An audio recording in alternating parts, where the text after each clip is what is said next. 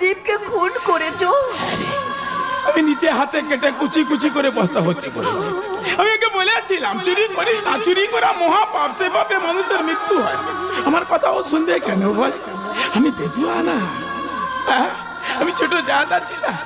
শুধু বলে তুই তোমাকে বিয়ে করে আমি বাপের বাড়ি উঠতে পারি নাই, ছেলে যখন ডাক্তার হবে তখন তোমাকে আর কেউ বেদুয়া বলবে না, তোমাকে ডাক্তারের বাবা বলবে, তোমার সব কলঙ্ক মুছে যাবে।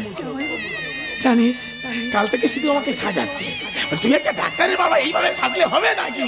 ভালো করে সাজবে তো, তোমাকে কতজন টিভিতে দেখাবে। আজ দুদিন খায়নি জানিস, ছেলে ছেলে আসলে একসঙ্গে খাবো গো।